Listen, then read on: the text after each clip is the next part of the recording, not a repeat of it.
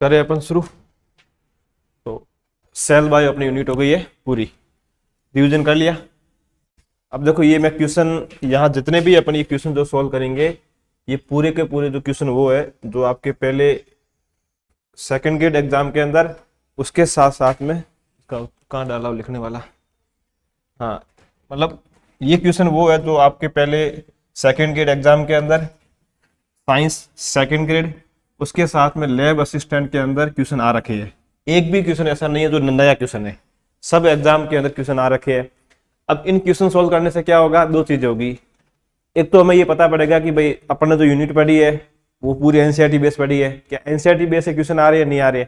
एक भी क्वेश्चन नया नहीं है और पूरे के पूरे क्वेश्चन है सेल बायो के। अभी तक सेकंड ग्रेड लैब में कितने आ रखे, वो ऐसे 26 या 27 क्वेश्चन है, वो सॉल्व करेंगे। तो उम्मीद है कि आपने पढ़ ली होगी, जितना आपको समझ आया है एक बार देख लोगे तो क्या विश्वास हो जाएगा भाई हाँ कंटेंट हमारा ठीक है। तो फिर एक ये तो ट्रस्ट कम से कम हो जाना चाहिए भाई कि हाँ ये हमारे लिए एनसीईआरटी खूब है लैब असिस्टेंट के लिए। तो अब हम करते हैं क्वेश्चन सॉल्व, है ना, शुरू करते हैं अपन।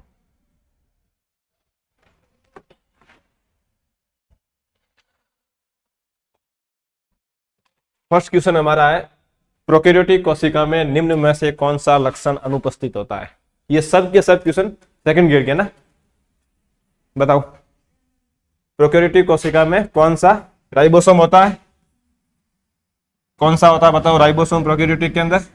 70 यस ठीक है। क्या सेल मेम्ब्रेन होती है प्रोकैरियोटिक कोशिका में, सेल मेम्ब्रेन, अच्छा ठीक है आपने कहा सेल मेम्ब्रेन एब्सेंट होती है।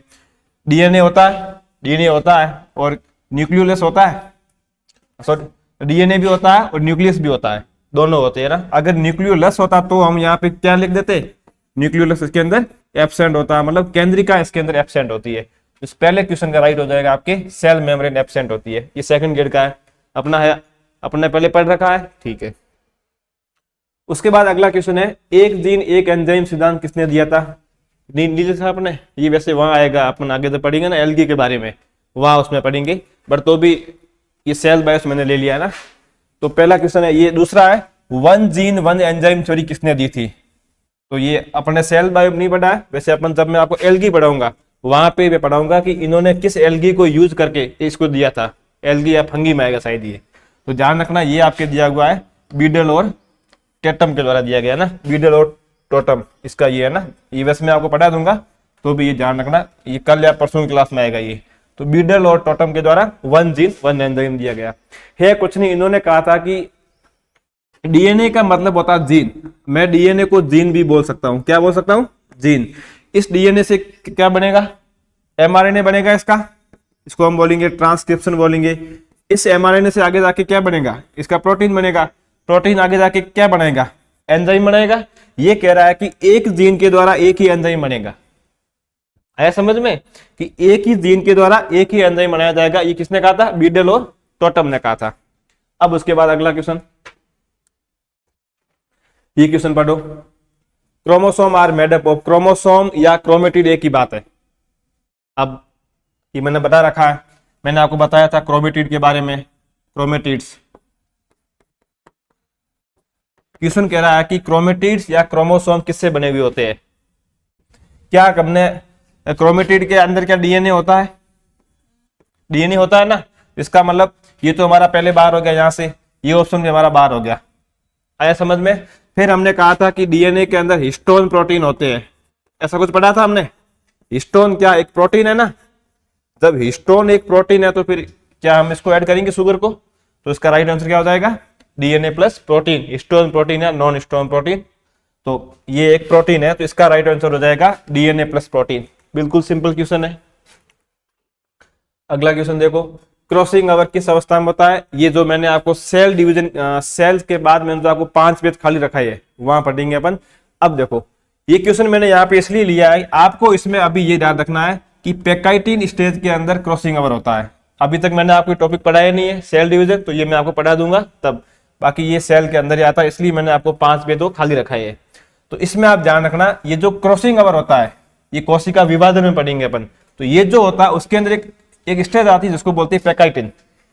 सेल डिवीजन के अंदर जितने भी, जैसे मैं मानता हूं कि अगर अभी प्रेजेंट टाइम मान लो कि 100 क्वेश्चन आए हैं, ऐसे मान लो, उसमें से 80 क्वेश्चन अगर मतलब 80 या 75 तक वो क्वेश्चन यही है कि क्रॉसिंग ओवर किस फेज के अंदर होता है।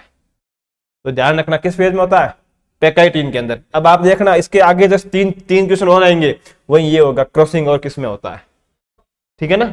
तो अगर 100 क्वेश्चन आए तो उसमें से 75 या 80 तक क्वेश्चन आपके आए ये पैकाइटिन से आए। बाकी इनमें भी इनकी स्पेशल कैरेक्टर है, वो अपन आगे देखेंगे जब ये अपन चैप्टर पढ़ेंगे 3-4 दिन बाद। अगला क्वेश्चन सॉल्व करो। निम्न में से कौन सा कथन सही है? Which one of the following statement is correct? पढ़ो। अब पहला स्टेटमेंट क्या है? All living cell have a well organised nucleus. ये कह रहा है कि सभी जीवों की कोशिका में सुव्यवस्थित केंद्रक होता है। सभी जीवों की कोशिका में होता है क्या? क्या प्रोकैरियोट होता है? नहीं होता है ना सुव्यवस्थित। इसका मतलब ये हमारा गलत हो जाएगा। दूसरा ऑप्शन पढ़ो। पादप एवं जंतु कोशिका में कोशिका भित्ति होती है। क्या ये बात सही है? क्यों सही क्यों नहीं है? क्योंकि एनिमल सेल के अंदर हमने कहा था क्या होती है, ये एब्सेंट होती है। तो एनिमल सेल के अंदर ये एब्सेंट होती है। अगला क्वेश्चन हमारा, prokaryotes lack membrane bound cell organelles. Prokaryotic में झिल्ली बंधित कोशिका नहीं होते हैं। ये स्टेटमेंट सही है गलत है? ये स्टेटमेंट सही है गलत है? वापिस पढ़ो। प्रोकैरियोट्स में झिल्ली बंधित, ये स्टेटमेंट नहीं आया। देखो पूछा क्या, कौन सा सही है, तो ये बात तो सही है ना कि प्रोकैरियोट्स में क्योंकि चारों ओर मेम्ब्रेन नहीं होती है। अगला, नई कोशिकाएं निर्जीव पदार्थों से बनती है। ओमनी सेलुला, ये सेलुला ने क्या कहा था? नई कोशिका का निर्माण पुरानी कोशिका से होगा। इसका मतलब पुरानी कोशिका जीवित ही होगी। आया समझ में? तो इसका राइट आंसर क्या होगा? ऑप्शन नंबर सी राइट हो जाएगा। नेक्स्ट क्वेश्चन हमारा, निम्न में से किसमें डीएनए नहीं पाया जाता है? बताओ। न्यूक्लियस में डीएनए होता है। इसका मतलब ये ऑप्शन गलत है। हमेशा क्वेश्चन जब भी एग्जाम में सोल्व करो सीधा आप राइट ऑप्शन में कभी मत जाओ, पहले उसको एलिमिनेट करो कि गलत कौन कौन से। तो क्या एक अंदर से आत्मविश्वास, एक ऑप्शन गया, दूसरा गया, पीछे 2 बचे। अब इसको ऐसे किया करो। बताओ, बैक्टीरिया में न्यूक्लियस होता है, सॉरी डीएनए होता है? होता है ना उसका डीएनए न्यूक्लियोलस के अंदर, सॉरी अपने न्यूक्लियोइड के अंदर। बताओ, राइबोसोम होता है? सॉरी मैंने क्वेश्चन भूल गया। हाँ, क्वेश्चन ये था किसमें डीएनए नहीं पाया जाता है ना, किसमें डीएनए नहीं पाया जाता है? न्यूक्लियस में डीएनए होता है, ये बात सही है। बैक्टीरिया में डीएनए पाया जाता है, ये बात भी सही है। क्या राइबोसोम में डीएनए होता है? नहीं होता है ना, तो राइबोसोम में डीएनए नहीं होता है। माइटोकॉन्ड्रिया में भी होता है। तो हमारा राइट ऑप्शन से क्या हो जाएगा कि राइबोसोम के अंदर डीएनए नहीं पाया जाता है।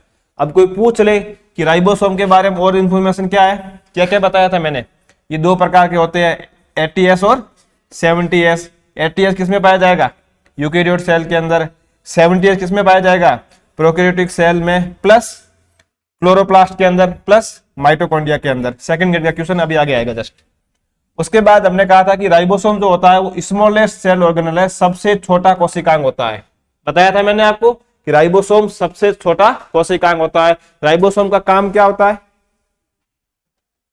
Protein factory. अब देखो अपन इतना इसमें नहीं पढ़ेंगे, सब पढ़ रखा है ना, टाइम खराब नहीं करेंगे अपना। उसके बाद अगला क्वेश्चन देखो, ये वापिस सेल डिवीजन का आया है। अब इसको सोल्व करने की आप कोशिश करो। इससे जस्ट जो पीछे वाला क्वेश्चन था उसमें केवल उन्होंने पूछा था पैकाइटिन के बारे में, या उसने और दे रखी साथ में, तो ये अपन पढ़ लेंगे, लेकिन तो भी मैं मिला देता हूं यहाँ पे इसको। अब देखो ये तो आपको आता है, मैंने अभी बताया था। बताओ ये मैं किसके साथ मैच करेगी? 2 नंबर पैकाइटिन क्रॉसिंग ओवर। तो पहले इसको मिलाओ, ए का आ रहा 2 नंबर, तो हमारा ये ऑप्शन कट हो गया, ये ऑप्शन हमारा भी कट हो गया। पीछे हमारे पास अब आपके एक पैकाइटिन याद करने से इस पूरे टॉपिक का 50% हो गया। अब 2 ऑप्शन बचे, तुक्का बीमारों के कर्म अगर हुए घर पे तो सही हो जाएगा। फिर देखो अपन पढ़ लेंगे, वैसे मैं आपको पूरे बता दूंगा ये। अब आपको मोस्टली ये याद रखना है इस टॉपिक के अंदर, पैकाइटिन। उसके बाद अगला आता है जाइगोटिन। जाइगोटिन के अंदर क्या होता है? इसके अंदर ये सिनेप्सिस बनते हैं। क्या बनते हैं? सिनेप्सिस बनते हैं। तो हमारे बी का हो जाएगा 4 नंबर, तो बी का 4, ये भी कट हो गया, पीछे बचा ऑप्शन 1 ये। फिर सी का हो जाएगा 1 नंबर, डिप्लोटिन का हो जाएगा क्याज्मा बनेगा, और डाइकार्नेसिस में केंद्रक झिल्ली का विघटन। अपन जब पढ़ेंगे तब आपको पूरा समझ आ जाएगा। अभी क्या ध्यान रखोगे?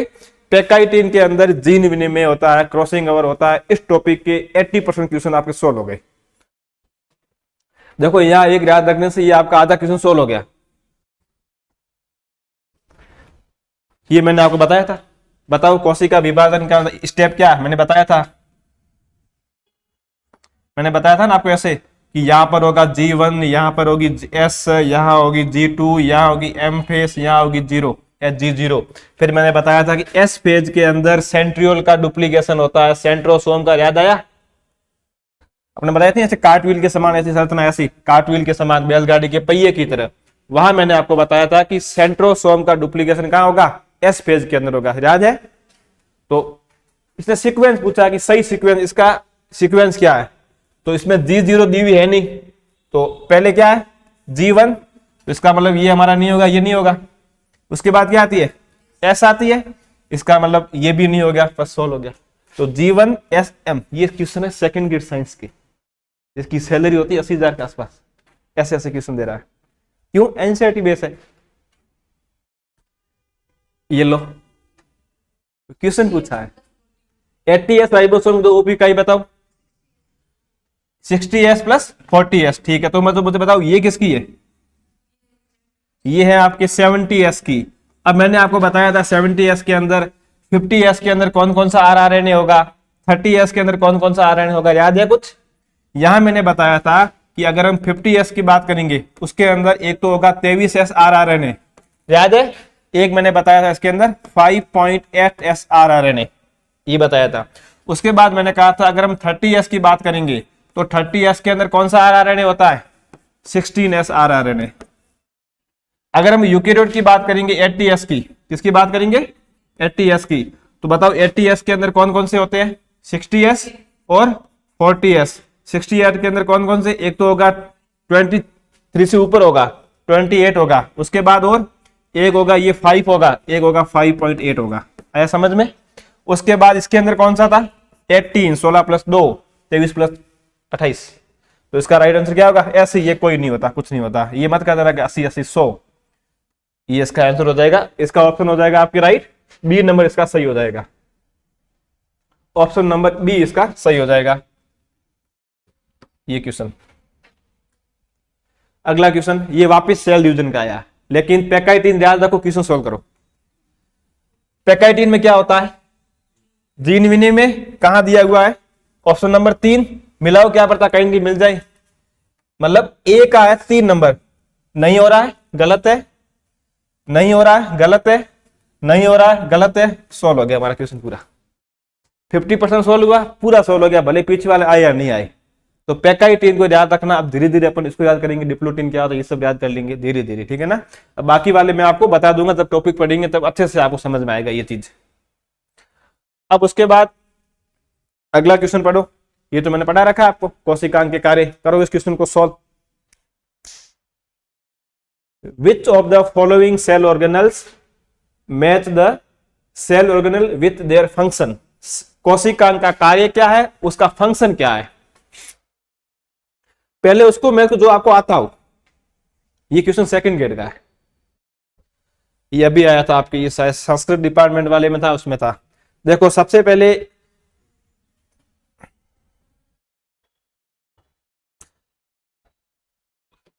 मुझे बताओ राइबोसोम का काम क्या है, बाकी सब छोड़ो, पहले प्रोटीन संश्लेषण करना होता है। अब दिख रहा है? ठीक है, आप कह रहे हो कि राइबोसोम का कार्य होता है प्रोटीन का संश्लेषण करना, तो इसका मतलब मैं इसको मिला दूं ऐसे,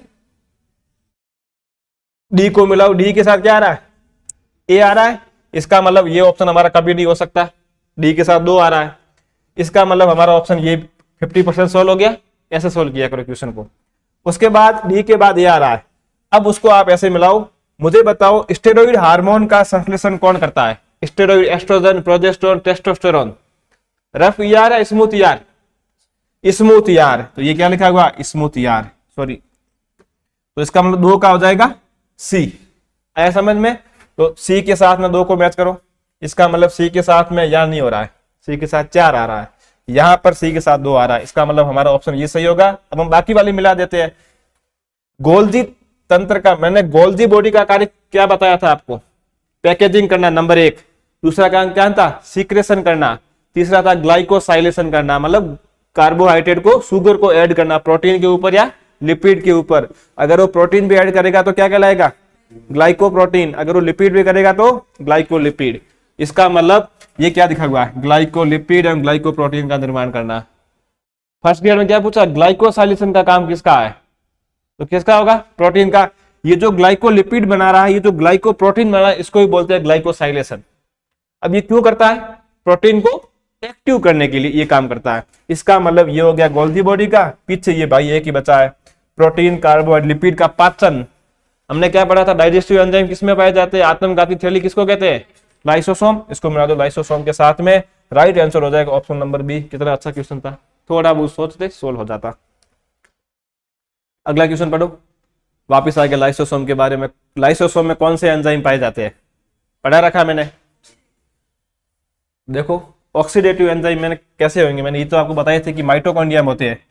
ऑक्सीडेटिव एंजाइम कहाँ होते हैं, माइटोकॉन्ड्रिया के अंदर होते हैं। कहाँ होते हैं, माइटोकॉन्ड्रिया के अंदर ऑक्सीडेटिव एंजाइम होते हैं। मैंने बताया नहीं था कि हाइड्रोलाइटिक एंजाइम पाए जाते हैं, वो एंजाइम पाचन करेंगे, तो ये आपके पाए जाते हैं लाइसोसोम के अंदर। ठीक आया समझ में। तो लाइसोसोम को हम सुसाइडल बैग कहते हैं, तो इसके अंदर ये एंजाइम पाए जाते हैं। अभी पीछे वाला क्वेश्चन था कि इसका पाचन करता है, पाचन किसके सहायता से करता है, हाइड्रोलाइटिक। इसका मतलब ये होता है कि हाइड्रो का मतलब होता है वाटर, वाटर को यूज करके प्रोटीन तोड़ेगा, कार्बोहाइड्रेट तोड़ेगा और लिपिड को तोड़ेगा, इसलिए बोलते हैं जल अपघटन एंजाइम। इसको हिंदी में बोलेंगे जल अपघटन एंजाइम, जल को यूज करके अपघटन करेंगे। तो इसका राइट हो जाएगा आपके ऑप्शन नंबर बी। ये भी एनसीईआरटी का।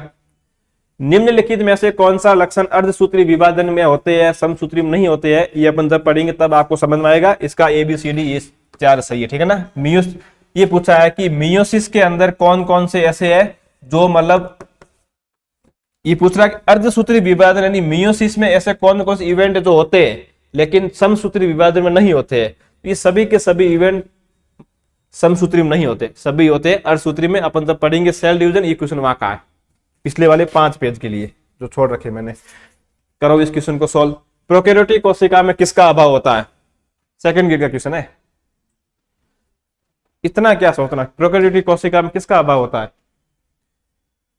पढ़ो option number 1, nuclear envelope and DNA, केंद्रक आवरण एवं डीएनए। इसका मतलब केंद्रक आवरण तो नहीं होता है लेकिन डीएनए तो पाया जाता है ना। ठीक है, अपन दूसरे ऑप्शन देख लेते हैं। केंद्रक आवरण एवं प्लास्टिड, न्यूक्लियर इन्वेलप, अच्छा ठीक है। केंद्रक आवरण होता है, एब्सेंट होता है, हमें पता है कि एब्सेंट होता है, ये बात तो सही है, लेकिन ये बात गलत है, उसमें डीएनए तो होता है उसका। इसने पूछा अच्छा किसका अभाव होता है, ठीक है। फिर पूछा कि केंद्रक आवरण, केंद्रक आवरण नहीं होता है। प्लास्टिड होता है क्या प्रोकैरियोटिक कोशिका में, नहीं होता है ना, बैक्टीरिया हमने कब पढ़ा प्लास्टिड। ठीक है, इसको अभी छोड़ दो। अगला आओ, ये पूछ रहा डीएनए एवं माइटोकॉन्ड्रिया, डीएनए एवं माइटोकॉन्ड्रिया, क्या डीएनए और क्या माइटोकॉन्ड्रिया होता है उसके अंदर, नहीं होता, लेकिन डीएनए तो होता है ना। तो इसका मतलब ये ऑप्शन हमारा सही नहीं होगा। अगला उसने पूछा कोशिका झिल्ली एवं केंद्रक, कोशिका झिल्ली नहीं होती है, केंद्रक भी वेल डेवलप नहीं होता है। आया समझ में। इसका मतलब इसका राइट ऑप्शन क्या होगा, कोशिका झिल्ली नहीं होती उसके अंदर और केंद्रक भी नहीं, न्यूक्लियस भी नहीं होता है, न्यूक्लियोलस मतलब न्यूक्लियोइड होता है। क्यों, चारों उसके नहीं पाया जाता हो। कोशिका झिल्ली को ही हम केंद्रक आवरण बोल सकते हैं। आया समझ में। ठीक है, इसका राइट आंसर क्या है, कोशिका झिल्ली और केंद्रक। करो इस क्वेश्चन को सोल्व, मैंने करा रखा है। माइटोकॉन्ड्रिया में कौन सी नहीं होती है। अब उस डायग्राम को याद करो माइटोकॉन्ड्रिया के। उस डायग्राम के अंदर हमने क्या क्या लिखा था, एक ईटीएस लिखा था, ये देखो ईटीएस, ये आ गया आपके ईटीएस, ये ईटीएस है ना। इसको आप भले ईटीएस लिखो, भले आप इसको इलेक्ट्रॉन ट्रांसपोर्ट चैन लिखो, एक ही बात है। ये तो होता था ना, कहाँ होता था, इनर माइटोकॉन्ड्रिया मेम्ब्रेन के ऊपर, हमने पढ़ा था ये। फिर एटीपी सिंथेसिस होता था, कहाँ होता था, F0 F1 पार्टिकल मैंने बनाए थे ऐसे, ये वहां होता था। इसका मतलब ये भी माइटोकॉन्ड्रिया में होता है।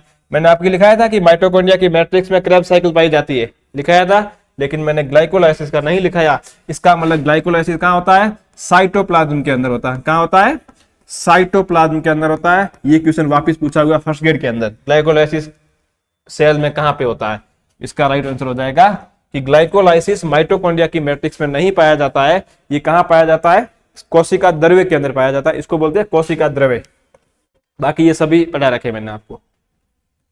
अगला क्वेश्चन सोल्व करो। निम्न में से कौन सा कोशिका में लिपिड संश्लेषण का प्रमुख स्थल है? Which among the following is the major site for lipid synthesis in cell?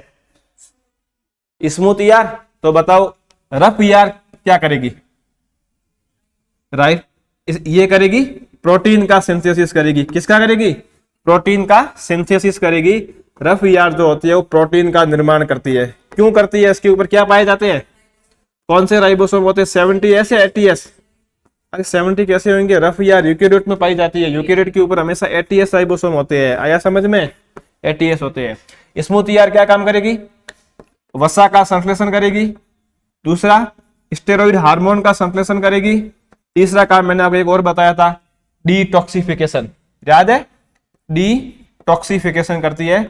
ये जो जहरीले पदार्थ होते हैं, जो टॉक्सिक होते हैं, हिंदी में बोलते हैं विषाक्तीकरण करती है। अब ये न्यूक्लियस ये सब कुछ नहीं है, तो इसका राइट आंसर क्या हो जाएगा? सेकंड ग्रेड का क्वेश्चन। कितना simple question, smooth endoplasmic reticulum. अगला क्वेश्चन सोल्व करो। गोल्जी बॉडी का एक प्रमुख कार्य क्या है? गोल्जी बॉडी का एक प्रमुख कार्य क्या है? गोल्जी बॉडी का प्रमुख कार्य क्या है? चलो मैं पढ़ता हूं। क्या वो लाइट डिपेंडेंट, क्या वो फोटोसिंथेसिस में काम कर रहा था? कुछ गोल्जी बॉडी नहीं कर रही थी, इसका मतलब ये भी हमारा गलत हो गया। क्या वो फर्मेंटेशन में काम कर रहा था? नहीं कर रहा, इसका मतलब ये भी गलत हो गया।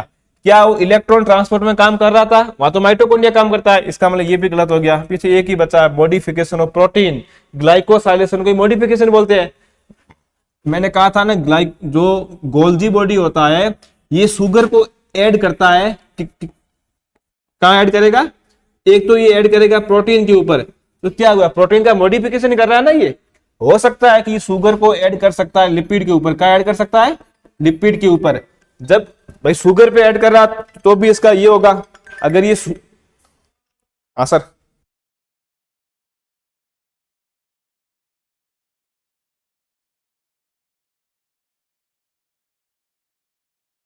जब ये मतलब शुगर के ऊपर ऐड करा तो भी ये इसका रूपांतरण है, मॉडिफिकेशन हुआ ना। अब मैं आपके ऊपर टोपी लगा देता तो मैंने क्या आपका मॉडिफिकेशन किया, यही हुआ ना।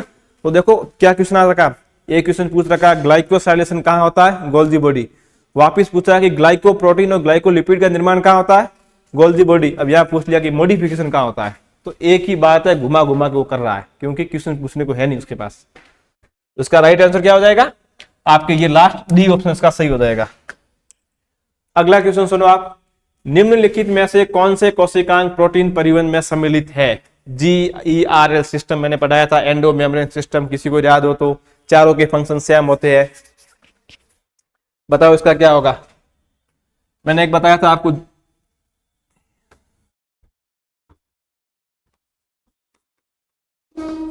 GERL system. बताओ अपन ने जब पढ़ा था एंडोप्लाज्मिक रेटिकुलम, उसके साथ में अपने और कौन कौन से पढ़े थे? 4 ऑर्गेनल, एंडोप्लाज्मिक रेटिकुलम, और क्या पढ़ा था? उसके पास में क्या होता है? Golgi body. उसके नीचे क्या थी? उससे क्या बन रहा था? लाइसोसोम बन रहा था गोल्जी बॉडी से, और लाइसोसोम से क्या बन रहा था? वैक्यूल। हमने क्या था? चारों एंडो मेम्ब्रेन सिस्टम के पार्ट है। इसका मतलब प्रोटीन, क्वेश्चन क्या पूछा है? प्रोटीन परिवहन के अंदर प्रोटीन कहां बन रही थी? ER के अंदर बन रही थी, रफ ER के अंदर। फिर मैंने कहा था उसको वो सिस से आती है, ट्रांस में लेके जाता है। याद है? बताया था डायग्राम मैंने आपको ऐसे। उसके अब मुझे आप बता दो कि उसके अंदर हमने कौन कौन से, जैसे ये हमारा न्यूक्लियस था, ये न्यूक्लियस यहां मैंने ऐसे आपके ER बनाई थी, ऐसे ER बनाई थी। इस ER के पास मैंने ऐसे बनाई थी, ये गोल्जी बॉडी बनाई थी ऐसे, है ना। और मैंने इधर आके बनाया था लाइसोसोम, जिसका निर्माण गोल्जी बॉडी से होता है। फिर मैंने बताया था कि यहाँ पे प्रोटीन बनता है, ये प्रोटीन यहां से बाहर आता है, यहाँ पे ये प्रोटीन बनता है, ये प्रोटीन गोल्जी बॉडी के अंदर आता है। गोल्जी बॉडी की सिस, इसको सिस अवस्था या सिस फेज कहते हैं। यहां से इधर आएगा ये गोल्जी बॉडी, यहां से फिर इधर आता है, इधर आया। अब मुझे बताओ, ये हमारी क्या एंडोप्लाज्मिक रेटिकुलम है? ठीक है, इसका मतलब प्रोटीन परिवहन, ये क्या हम प्रोटीन का परिवहन ही कर रहे हैं ना। तो अब देखो पहला ऑप्शन क्या है? एंडोप्लाज्मिक रेटिकुलम क्या भाग ले रही है? ठीक है। दूसरा ऑप्शन क्या है? Golgi body. इसने सीधा दे दिया पहला ऑप्शन ही, तो इसका मतलब तो भी पढ़ लेते हैं अपन। दूसरे ऑप्शन क्या दिया? Golgi body and mitochondria. क्या माइटोकॉन्ड्रिया कहीं हेल्प कर रहा है? नहीं कर रहा है। तीसरे में क्या दिया है, एंडोप्लाज्मिक रेटिकुलम प्लस माइटोकॉन्ड्रिया, नहीं दिया है। चौथे में क्या दिया, लाइसोसोम, गोल्गी बॉडी, न्यूक्लियस, कोई पार्टिसिपेट नहीं है। तो हमारा राइट आंसर क्या होगा, देखो सीधा क्वेश्चन आया डायग्राम से, सेकंड ग्रेड का क्वेश्चन है। अगला क्वेश्चन सुनो, क्रॉसिंग ओवर की आवृत्ति किस पर निर्भर करती है, ये अपन वहां पढ़ेंगे सेल डिवीजन में। बता देता हूं, ये कहना चाहता है कि जैसे ये एक हमारा क्रोमोसोम है, क्रोमोसोम के ऊपर पाए जाते हैं ऐसे जीन पाए जाते हैं, क्या पाए जाते हैं, जीन। अब एक क्रोमोसोम ये है, एक क्रोमोसोम दूसरा ये है, एक जीन यहां पर है, ये दो तो जीन है, ये जीन नंबर 1, ये जीन नंबर 2, जीन 1 और जीन 2, और ये भी जीन नंबर 1, जीन नंबर 2। मुझे देख के बताओ कि कौन सी जीन आपस में पास है, कौन से दूर है। ये ऊपर वाले जीन पास है या दूर है, दूर है ना। जितने जीन आपस में दूर होंगे उतना उनके बीच में क्रॉसिंग ओवर कम होगा। आया समझ में, जितने जीन पास में होंगे उतना क्रॉसिंग ओवर ज्यादा होगा, और क्रॉसिंग ओवर कहां होगा, पेकाइटिन के अंदर। आया समझ में। अब क्वेश्चन पढ़ो, क्रॉसिंग ओवर की आवृत्ति किस पर निर्भर करती है, पढ़ो ऑप्शन। जीन की संख्या पर, क्या मैंने यहाँ कहीं शब्द बोला कोई जीन की संख्या, नहीं बोला ना, इसका मतलब संख्या पर डिपेंड नहीं करती है, इसका मतलब हमारा ये ऑप्शन भी कट हो गया। अगला ऑप्शन पढ़ो, दो जीन के बीच की भौतिक दूरी, मैंने अभी बोला, और क्वेश्चन क्या पूछा, किस पे निर्भर करती है, इसका मतलब ये बात सही है, इस पे निर्भर कर रही है ये, ठीक है। तीसरा पढ़ लो, जीन की लंबाई पर, क्या मैंने आपको बताया कि ये जीन लंबा ये जीन छोटा है, नहीं बताया ना, इसका मतलब ये भी नहीं है। चौथा क्या, उपरोक्त सभी पर, क्या उपरोक्त सभी पे करती है, नहीं करती है। तो राइट आंसर क्या होगा, दो जीन के बीच की भौतिक दूरी के ऊपर क्रॉसिंग ओवर डिपेंड करता है, और क्रॉसिंग ओवर होता कहां, पेकाइटिन। अगला क्वेश्चन पढ़ो, साइटोस्केलेटन किन किन से मिलकर बना होता है, मैंने बना रखा ये तो डायग्राम बना के, विथ डायग्राम। साइटोस्केलेटन किस किस से मिलकर बना होता है, बताओ ये क्वेश्चन पढ़ो, उसको सोल्व करो। साइटोस्केलेटन किस किस से मिलकर बना होता है, माइक्रोट्यूब्यूल्स और माइक्रोफिलामेंट, ठीक है। तो अब ये भी बता दो कि माइक्रोट्यूब्यूल्स और माइक्रोफिलामेंट कौन सी प्रोटीन से मिलकर बनी होती है। हमने कहा था कि ये तो होता है माइक्रोफिलामेंट, याद है आपको, क्या कहा था हमने, माइक्रोफिलामेंट। माइक्रोफिलामेंट किससे बना होता है, एक्टिन प्रोटीन से मिलकर बना होता है। हमने कहा था कि ये जो अंदर जो दिख रही है ये येलो कलर की, इसको हमने क्या नाम दिया था, माइक्रोट्यूब्यूल, क्या दिया हमने इसको नाम, ये जो ये इसको हमने नाम दिया था जब हमने क्लास में पढ़ा था, तो हमने इसको कहा था ये माइक्रोट्यूब्यूल है, क्या है, माइक्रोट्यूब्यूल है। फिर मैंने आपको इसको नाम हमने क्या दिया था, इंटरमीडिएट फिलामेंट, याद है, इंटरमीडिएट फिलामेंट। क्वेश्चन क्या पूछ रहा है, साइटोस्केलेटन तीन चीजों से मिलकर बना होता है, माइक्रोट्यूब्यूल्स, माइक्रोफिलामेंट और इंटरमीडिएट। तो ऑप्शन पढ़ लो, पहला ऑप्शन दिख रहा है माइक्रोट्यूब्यूल्स और माइक्रोफिलामेंट। ध्यान, ये फर्स्ट ग्रेड में पूछ रखा है कि माइक्रोट्यूब्यूल्स कौन सी प्रोटीन से मिलकर बना होता है, तो और माइक्रोट्यूब्यूल्स बना होता है ट्यूबुलिन प्रोटीन से, कौन सी प्रोटीन से होता है, ट्यूबुलिन प्रोटीन से मिलकर बना होता है। और जो माइक्रोफिलामेंट होता है वो कौन सी प्रोटीन से मिलकर बना होता है, एक्टिन प्रोटीन से। अब देखो मैं आपको बताता हूं, क्वेश्चन पूछने का लेवल देखो, सेकंड ग्रेड में पूछा है कि किस किस से मिला होता है, माइक्रोट्यूब्यूल्स और माइक्रोफिलामेंट। वापस फर्स्ट ग्रेड में पूछा है कि किस प्रोटीन से मिलकर बना होता है। तो एक ही क्वेश्चन है, वापस वो घुमा रहा है, इसलिए कहते हैं कि पीवाईक्यू हमेशा पढ़ा करो। बाकी मैं सॉल्व कराता तो क्वेश्चन और भी खूब पढ़े थे कहीं से कॉपी पेस्ट, लेकिन फिर क्या ये होता कि भाई क्या पता एग्जाम में क्वेश्चन कैसे आते हैं, एक वो फोबिया रहता है। अब ये निकल गया कि अपने वाला खूब है मैटर, अब आपका काम है उसको बार बार रट्टा मारना। पर ये वैसे मैंने आपको नहीं पढ़ा है, मैं बता देता हूँ, क्योंकि उस समय एनसीईआरटी में था नहीं शायद मेरे हिसाब से। अब देखो, वाहक प्रोटीन द्वारा झिल्ली के, अपन ने वो तो पढ़ लिया कि झिल्ली के आर पार कैसे पदार्थ जाएंगे। पहला शब्द आता है एंटीपोड, क्या आता है, जैसे ये हमारी प्लाज्मा मेम्ब्रेन है, हमारी प्लाज्मा मेम्ब्रेन लिपिड बाइलेयर होती है। एंटीपोड का मतलब है एक पदार्थ इधर आ रहा है, जैसे ये इधर आया और एक इधर जा रहा है, इसको बोलते हैं एंटीपोड, मतलब एक दूसरे के एंटी आ रहे हैं। क्वेश्चन क्या पूछा, प्लाज्मा झिल्ली के आर पार केवल एक ही अणु का स्वतंत्र रूप से होना, क्या यहां एक अणु जा रहा है, नहीं, ठीक है। अगला इसने बोला सिम्पोड, क्या बोला इसने, सिम्पोड। सिम्पोड का मतलब है दोनों पदार्थ एक साथ आ रहे हैं, सिम यानी साथ में, क्या इसका मतलब ये सिम्पोड है, नहीं है। अगला पूछा मोनोपोड, मतलब मोनोपोड यानी एक ही पदार्थ आ रहा है, सिंगल आ रहा है, इसको बोलेंगे मोनोपोड। आया समझ में? इसका हो जाएगा यूनिपोड, शायद मोनोपोड है, इसका मोनोपोड हो जाएगा। फिर ये मैं आपको पढ़ा दूंगा, ये मैं क्योंकि ये एनसीईआरटी में अभी न्यू वाली में नहीं है इसलिए मैंने पढ़ाया नहीं है, बाकी मैं पढ़ा दूंगा ये भी आपको। वैसे ये नॉर्मल है। एंटीपोड है नहीं, दोनों पदार्थ साथ में आएंगे, एक दूसरे के एंटी कब होगा? जब दोनों आमने सामने आएंगे तब एंटी होगा।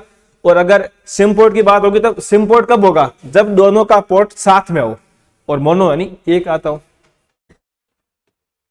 ये पढ़ो, ये मैंने आपको कराया था माइक्रोट्यूब्यूल्स के फंक्शन, आई थिंक कराए थे। क्वेश्चन पूछा है कि इनमें से कौन सा स्टेटमेंट गलत है, इनकरेक्ट स्टेटमेंट कौन सा है। ठीक है, अब देखो, माइक्रोट्यूब्यूल कोशिका का आकार बनाए रखने में सहायता करती है, ये बात सही है क्या?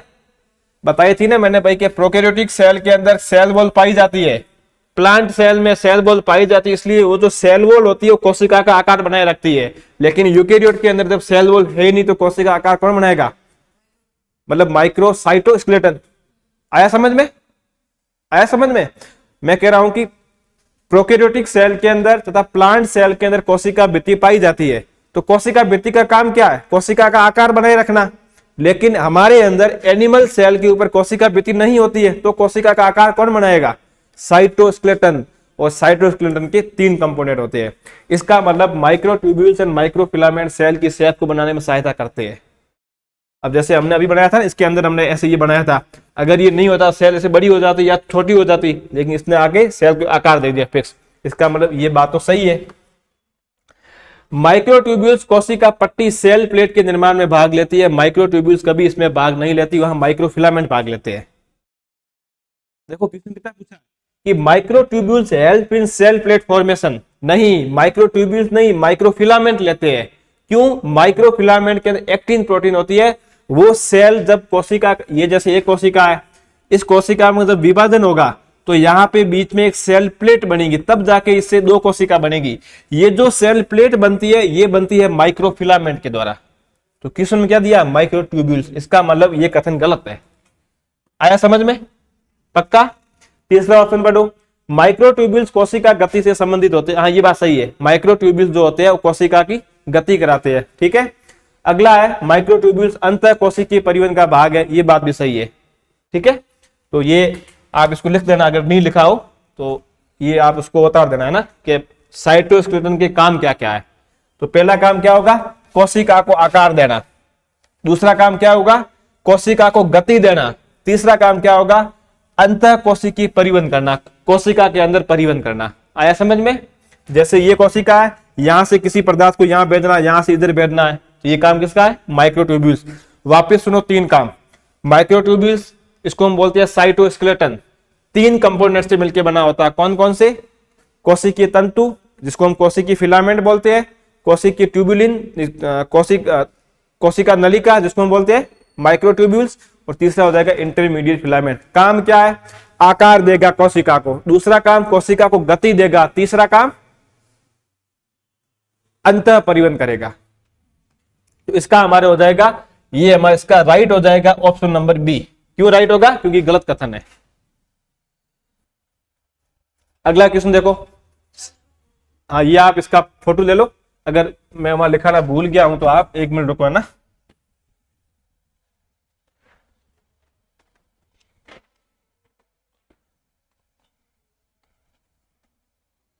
इसका फोटो लेके आप ले लो, मेरा तो मत लेना साथ। अब ध्यान रखना, ये मत लिख देना बी वाला, ठीक है ना। कहीं बी भी लिख दो फिर आ जाओ सर हमने फोटो लिया था वो। इसका सही आंसर ये है। अगला क्वेश्चन, सर्वप्रथम अभी सेकंड ईयर का क्वेश्चन है। सर्वप्रथम जीवित कोशिका किसने खोजी? जीवित कोशिका पढ़ना, डेड सेल नहीं पूछ रहा हूं। जीवित कोशिका किसने खोजी सर्वप्रथम? एंटोनी वॉन लीवेनहॉक ने। कौन सी सेल की खोज की थी? वो बैक्टीरिया सेल थी। तो सर्वप्रथम खोजी कौन सी सेल थी? वो बैक्टीरिया सेल थी।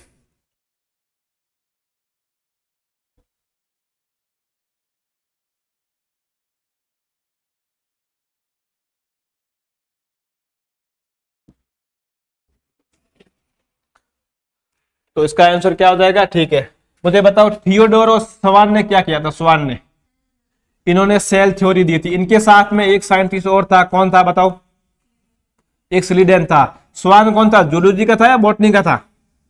स्वान कुत्ता को बोलते हैं अपन, तो कुत्ता जो होता है वो एनिमल होता है, एनिमल जूलॉजी में आती है। तो स्वान भाई साहब इनका क्या था सब्जेक्ट, ऐसे याद करना, इनकी एमएससी किसमें थी, जूलॉजी में। एक और था श्रीडेन करके था, वो बॉटनी के थे। रॉबर्ट ब्राउन ने क्या किया था बताओ, न्यूक्लियस की खोज की थी, किसके अंदर की थी, मैंने बताया था आपको, जो ऑर्चिड्स प्लांट होते हैं उस ऑर्चिड्स प्लांट की किसमें, इसकी जो रूट होती है, इसके रूट के इन्होंने केंद्र को देखा था। एंटोनी वॉन लीवेनहॉक ने क्या किया था, लिविंग सेल की खोज की थी। किसकी खोज की थी, ये सेकंड ग्रेड का क्वेश्चन है, आया समझ में? तो हमारा राइट आंसर क्या होगा, एंटोनी वॉन लीवेनहॉक।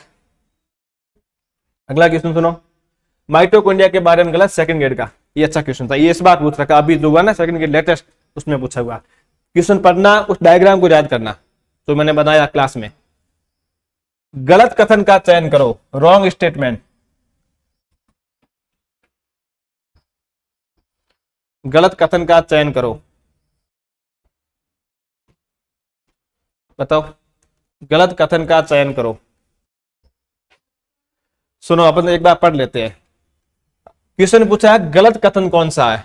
अब देखो क्या है, माइटोकॉन्ड्रिया मैट्रिक्स में केवल एकल वर्ताकार डीएनए अणु पाया जाता है। मैंने बताया था कि ये जैसे कोई माइटोकॉन्ड्रिया हमारा, उसके अंदर एक डीएनए पाया जाता है, वो डीएनए सर्कुलर होता है, लेकिन मैंने कहा था सिंगल कॉपी होती है, कॉपी एक ही होती है उसकी, याद है मैंने लिखा था एक कॉपी होती है, लेकिन प्लाज्मिड की होती है एक से अधिक कॉपी होती है बैक्टीरिया के अंदर।